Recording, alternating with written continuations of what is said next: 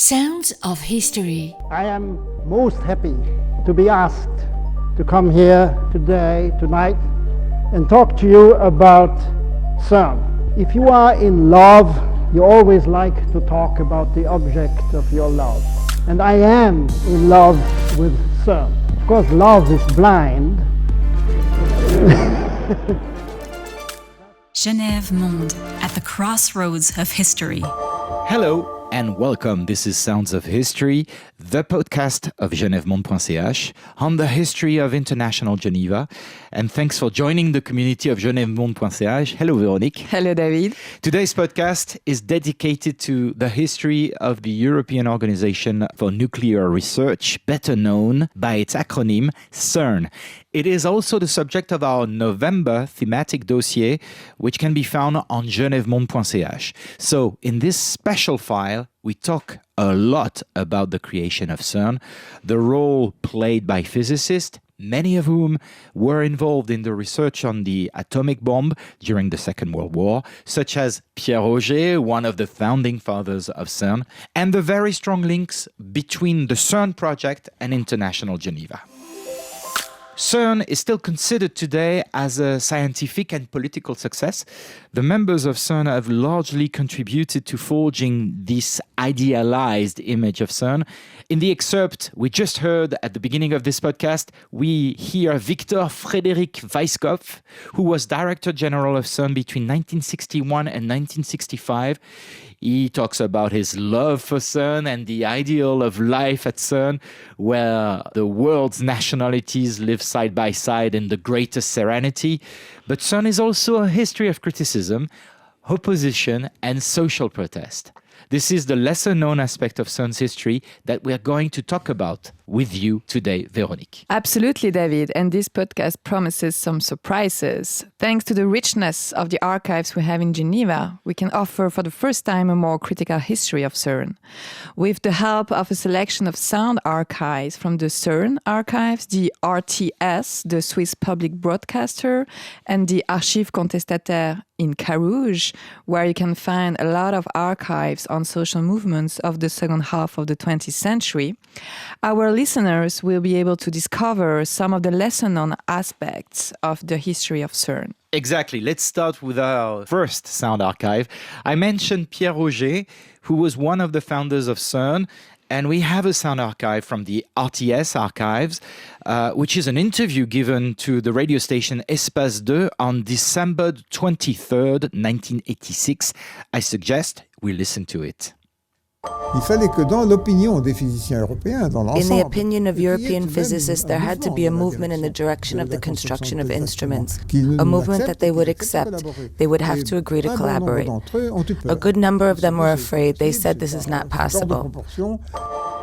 Sounds of History, the podcast of genèvemonde.ch. That was Pierre Auger in 1986 for the RTS Espace 2. When we study the history of CERN, we often read that it was created to respond to a scientific need that was widely shared within the physics community and that it should allow Europe to fight against American scientific competition. But listening to Auger, we can feel that CERN was not unanimous even among scientists. Indeed, David, the CERN project, which started in 1949, first within the European movement and then at UNESCO, where Auger held a post of director of the scientific division, was contested by certain physicists. The work of the historian Dominique Pestre, a specialist in the history of science and co-author of a multi-volume history of CERN, allows us to look back at these criticisms.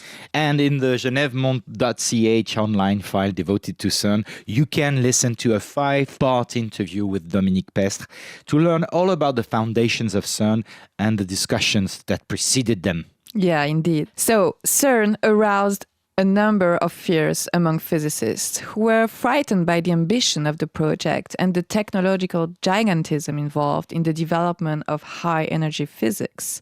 It was the heart of the CERN project, desired in particular by Pierre Auger to study the composition of matter, And to do this, it was necessary to have large particle accelerators.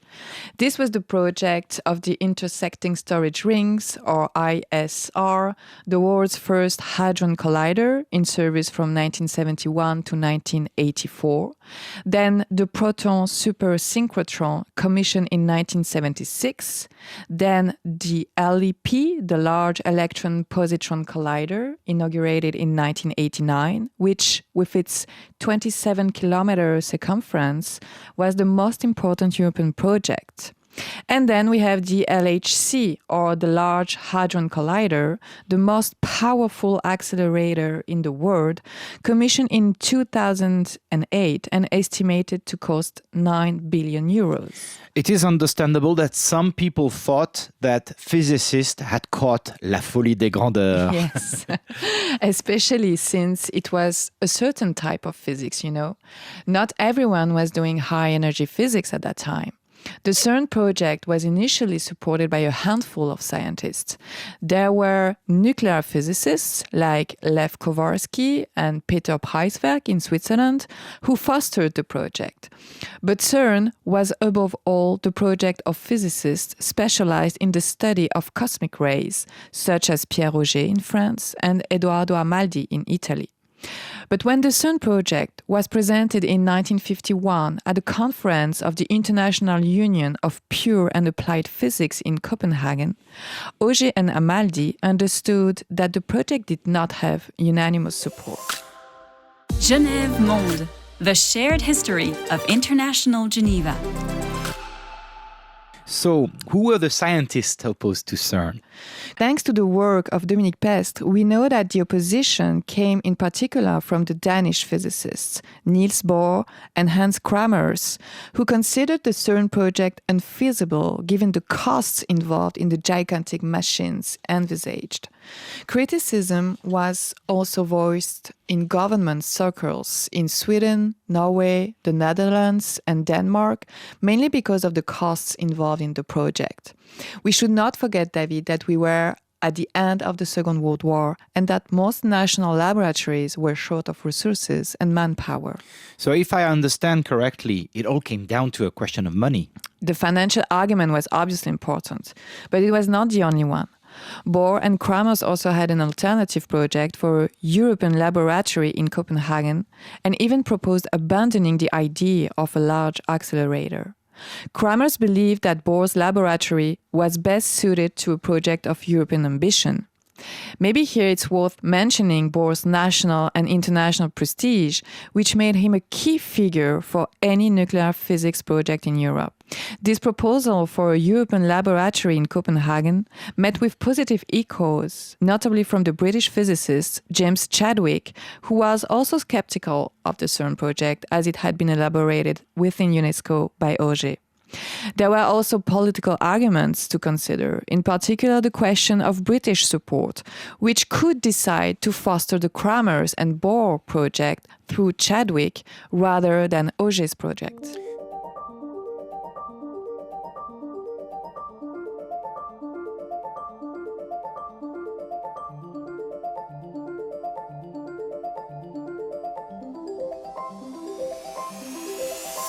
The physicists from the northern European countries, the only ones opposed to the CERN project? No, in fact, in France, there was also Frédéric Joliot-Curie, who was a French communist physicist and who was director of the French Atomic Energy Commission between 1946 and 1950. Frédéric Joliot-Curie refused to foster the project under the pretext that it was fostered by the Americans. So here we can see the logic of the Cold War, which weighed on the positioning of the French actors with regard to the CERN project. Finally, what made the project accepted and the convention creating CERN signed by 11 European states at UNESCO in Paris on July the 1st, 1953? I would say that it was mainly thanks to Pierre Auger, who spared no effort to diffuse the opposition. Auger knew that the only way to convince governments to foster his project was to present a united scientific front. In his negotiations, Auger could count on the support of Amaldi and Preiswerk. But beyond the counter-proposal of Kramers and Bohr, it must be said that the project for a European laboratory and a large accelerator met with a rather favorable response in Western Europe. At the time, there was a feeling that Europe was lagging behind the Americans, and a project like CERN could allow Europe to catch up. This feeling was very strong, for example, in Italy and Belgium, but also in France, which explains why the project was finally adopted at UNESCO in Paris. The startup of an accelerator of particles at Brookhaven National Laboratory in the United States in 1952 also played a role. And the fact that on the American side there was support and enthusiasm for a European laboratory certainly helped convince governments that were reluctant to consider the technological and human costs of the project. It is fascinating to learn that the scientific opportunity of a large particle accelerator project was not shared by all European physicists in the 50s, and more broadly, that the construction of international scientific cooperation requires compromises and negotiations like any other area of international cooperation. Yes, David, this is indeed the conclusion we have reached here. The history of CERN reminds us that if the knowledge of the universe can be a universal aspiration, its concrete realization is the result of negotiations and arbitrations, which on the one hand place scientists in opposition with some of their colleagues, and which on the other hand push them to enter into close negotiations with the political world. Sounds of History. Genève Monde, at the crossroads of history. The installation of CERN in Geneva in 1954, the great adventure began, and in the decades that followed, CERN made major discoveries in the field of particle physics. We, of course, remember the discovery of the Higgs boson in 2012, and a number of Nobel Prize winners worked in CERN laboratories. CERN is still today a major player in fundamental nuclear research in Europe and in the world. Today, CERN has a considerable impact on the economy of the country, on the economy of the canton of Geneva, through the many industries that depend on physics research. I would name a few: telecommunications, electricity, and pharma. But with the development of new particle accelerator, new criticisms are emerging that seek to alert public opinion to the environmental and health impact of CERN's activities. Véronique, in the course of your research on labor issues related to CERN, you have been able to study this history of social protest, and you have worked, in particular with your students at the University of Geneva, on the archives of Lucie Lanouze, a CFDT trade unionist from the région of Gex, Pays de Gex, in France. Let's listen to the first take out of that sound archive, where we hear Lucie Lanouze speak. J'ai été frappée par le côté légendaire et mythologique. I was struck by the legendary and mythological side of everything that was said about the CERN. When we were confronted with the whole of the CERN at the union level, following difficulties in the living and working conditions of the people who were building the second ring, which was called 300 GeV at that time. That's how I got to know the CERN. Until then, I had swallowed all of these kinds of stories with admiration. I read Scientific American, faithfully trying to understand, appreciate, and admire it. I thought it was wonderful. All the people around where I live, in the Pays de Gex in France, employees of the CERN, said that it was wonderful and that their work had a particular meaning for them. Lucie Lanouze recorded in 1985 in this conference. So, Véronique, can you contextualize this sound archive for us? Yes, so this archive comes from the Archives Contestataires in Carouge. And I would like to thank here Frédéric Desus, head of the Archives Contestataires, for having authorized us to use this archive for our podcast. The excerpt we have just heard is a conference from 1985 in which Lucie Lanouze, Pierre Lehmann, a Swiss physicist and nuclear engineer who later became an anti-nuclear scientist, and Jacques Greenwald, a science historian at the Institute of International International Development Studies in Geneva participated. These three personalities are brought together by the association Femmes, Féminisme et Recherche, a feminist association, on the occasion of the release of their book La Quadrature du CERN, which they wrote together with André Sponer, a particle physicist who worked at CERN. So, Véronique, in the excerpt we just heard, Lucie Lanouz talks about the idealized image of CERN. What was the problem in relation to the work issues? Yes, indeed. The intentions of the authors of this book were to deconstruct the image of CERN as a place of science that would be pure and whose sole purpose would be the quest for knowledge. Through their approach, the authors called for a critical look at CERN, but above all for its inclusion in society by questioning the impact of its activities. Their objective was to demystify CERN and to place its history in the larger history of science, politics, and international relations, and even in environmental history. For a long time, CERN has presented itself as a different organization because it was a scientific organization and still is, where the laws of the division of labor do not apply. CERN has long defended and perhaps still defends the idea that scientific activity is kind of a superior activity, preserved from all conflicts. But this is totally false, and the publication of this book was intended to demonstrate this. So as a CFDT trade unionist in the Pays Gex near Geneva, Lucie Lanouz is mobilizing against CERN to denounce the working conditions. Listen to a second take. Il y a un petit problème chez vous. Vous n'en avez peut-être pas perçu, mais il faudrait quand même faire quelque chose parce que pour ceux qui sont manœuvres. I said to CERN that they had a problem. I said, you may not have noticed, but those who are workers are not well. I realized that they didn't know what to do with it, and they didn't want to talk about it. And finally, they didn't give a damn.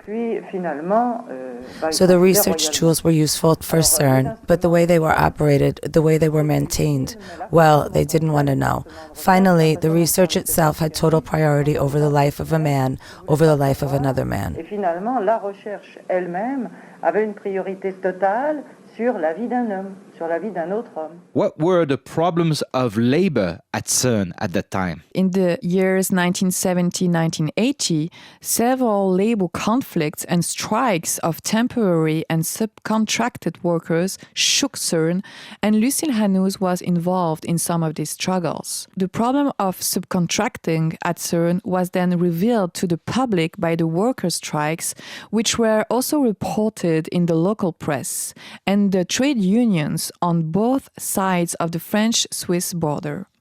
Among the Swiss trade unions were the Syntec Union, the Geneva Union of Technical Employees, the Geneva section of the Christian Union of Metal Workers, the Swiss Federation of Typographers, and the Union of Civil Servants. On the one hand, they will take the side of the strikers and denounce the working conditions, work accidents, and occupational diseases that affect subcontractors and statutory workers. And on the other hand, they will push CERN's management to recognize this problem and to sit down at the negotiating table to improve the working condition of this category of workers who are particularly threatened. Threatened. So what were the risks that threatened these workers, Véronique? There are several types of risk, David. First of all, there is job insecurity.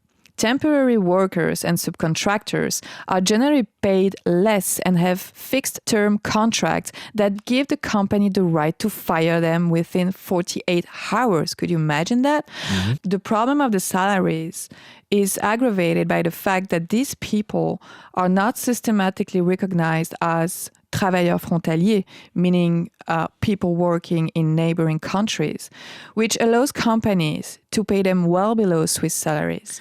And this was the case for the CNET cleaners employed at CERN, who organized a strike in 1980 to denounce their working conditions. We called that strike La Grève du Balai, the broom strike. Yeah, and these strikers were all women.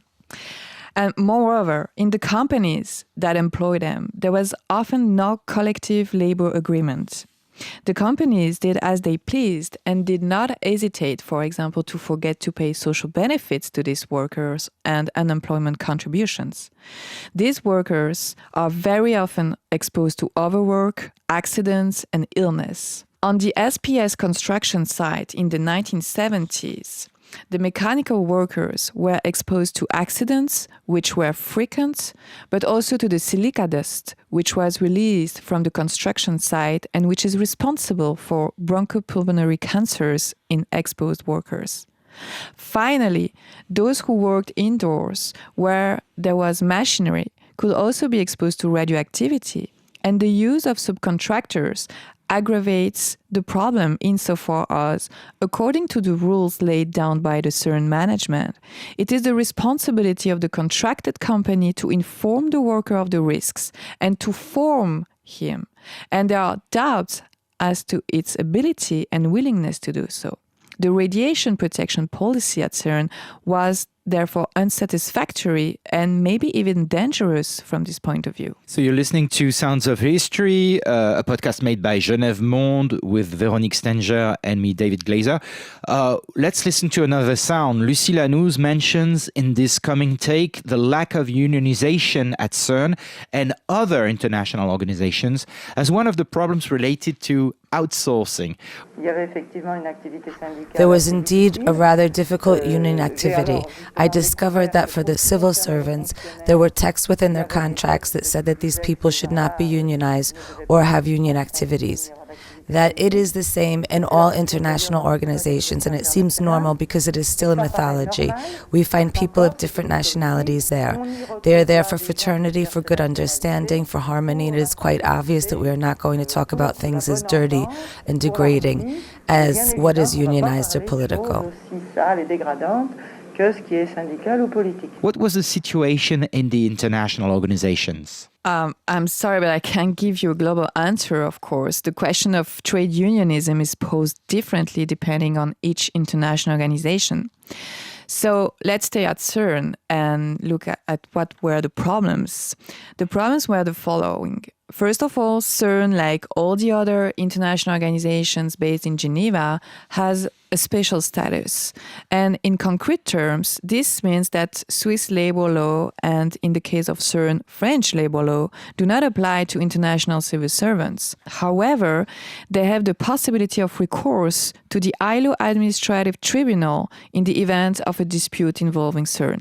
Second, CERN has a staff association which defends the rights of CERN civil servants, but not of subcontracted and temporary workers, who in 1978 numbered about 1,400 out of 3,500 civil servants, so roughly 30% of the workforce.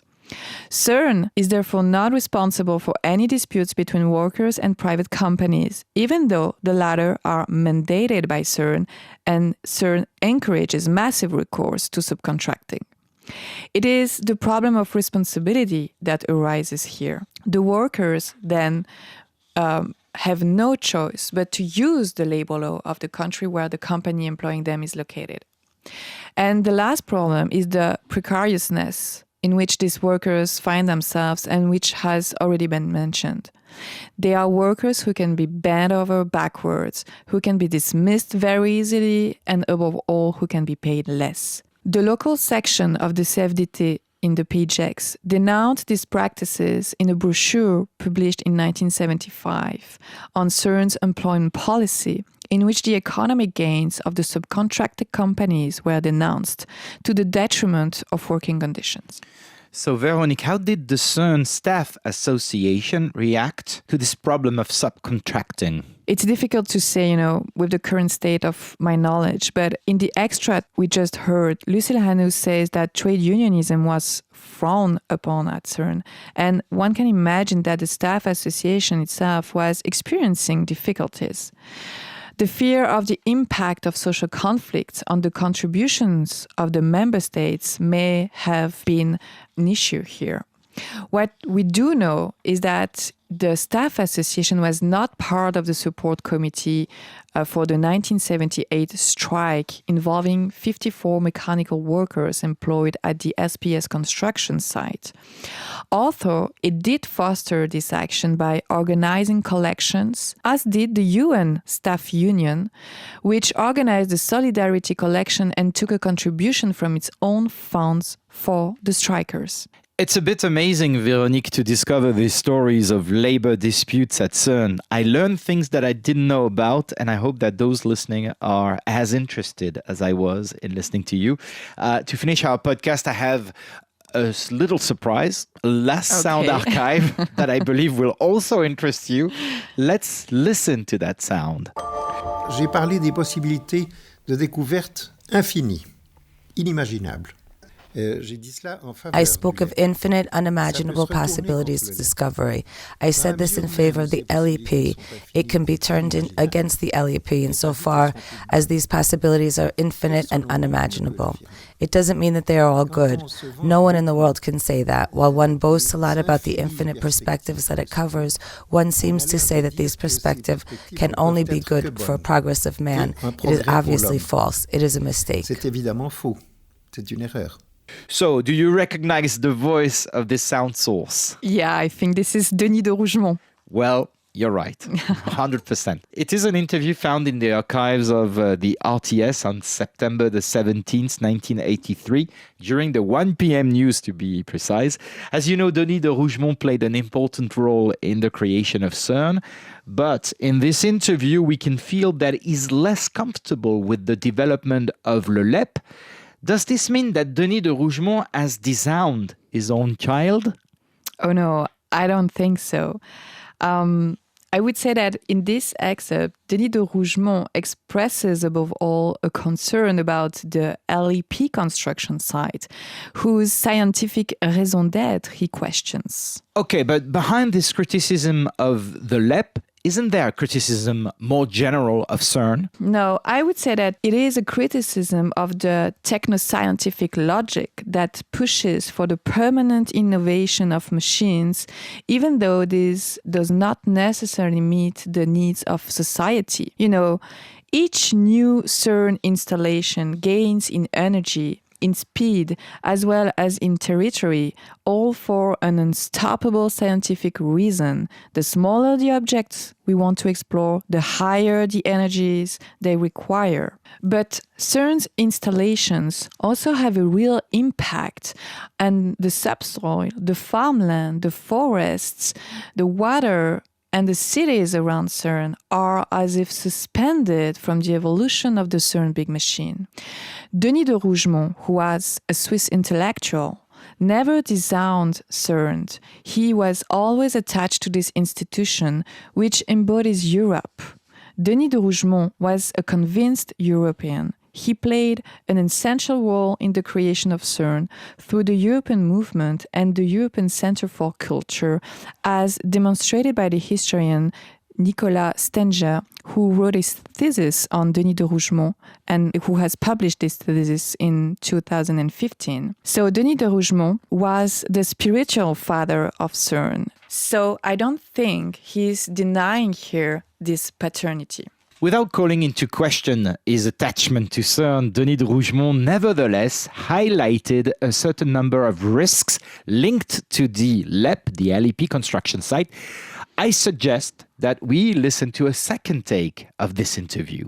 Quand les opposants au LEP disent que les possibilités de dégâts à l'environnement, à la vie végétale, à la vie opponents of the LEP say there are possibilities that damage the environment, to the animal and to the human population.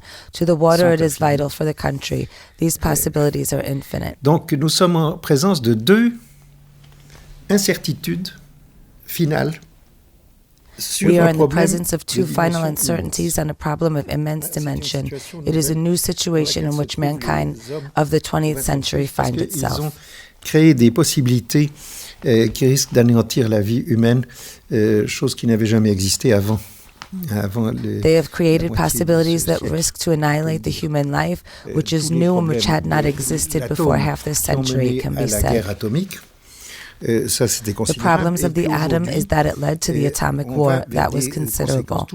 And today we are going towards consequences that are always more extensive, more consequential, more irreversible in the physical and natural sciences, but also in the economy, sociology, biology, medicine, philosophy, religion. Finally, everything goes through it.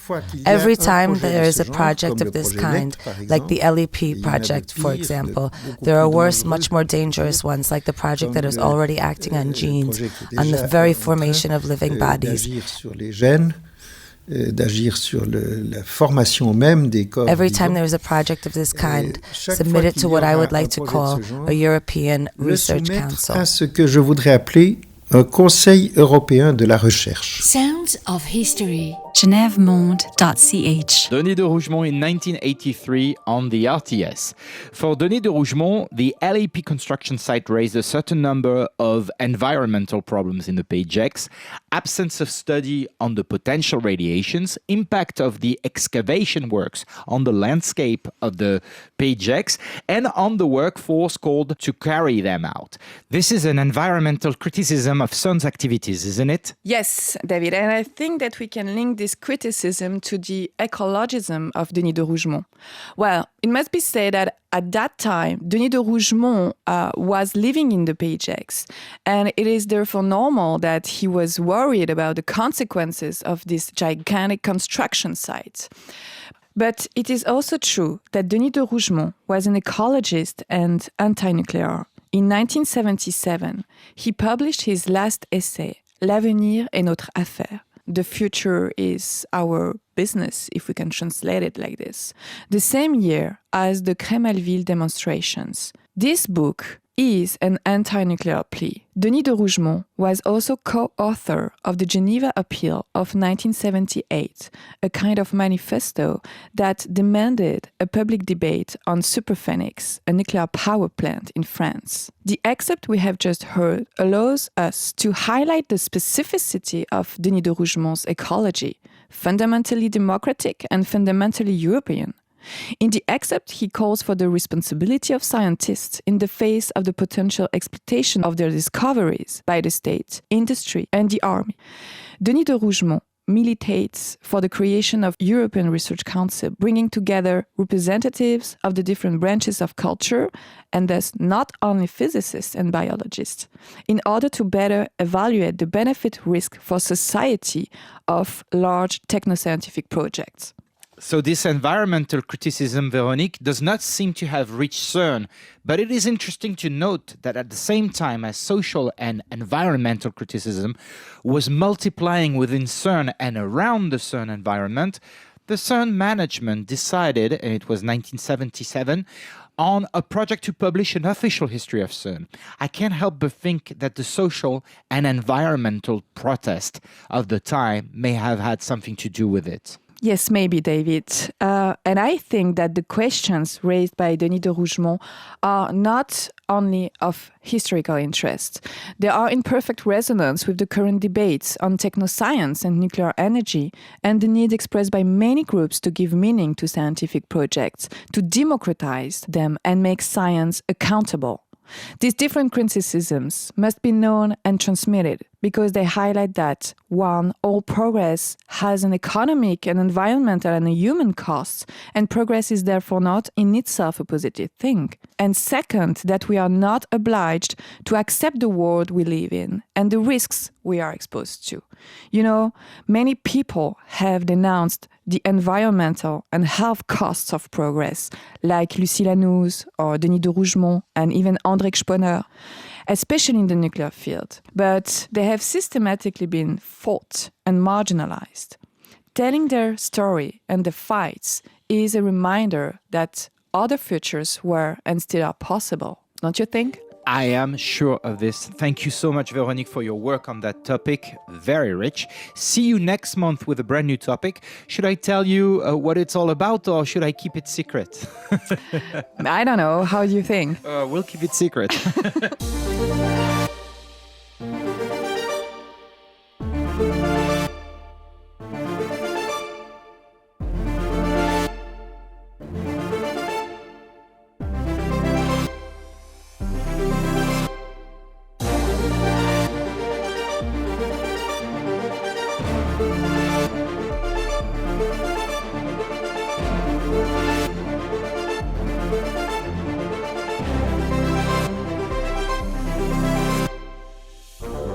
Thanks to Cyril Delemer, our sound engineer. Great job. Second Floor and Pavlos Constantinou for the visual artwork of the podcast. And Patricia Polisset and Olivier Lübkeman of Second Floor for our sound imaging. Thanks to the Radio-Télévision Suisse, CERN, and Archives Contestataires for their precious archives. You can write to us. The email address is simple, genèvemonde@gmail.com. Genèvemonde spelled GENEVEMONDE @gmail.com. In the meantime, be well. See you soon. See you. Thank you, David.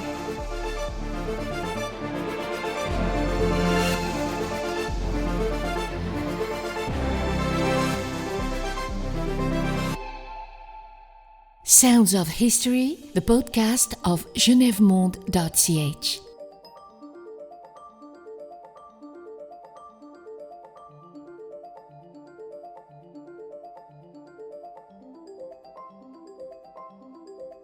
genèvemonde.ch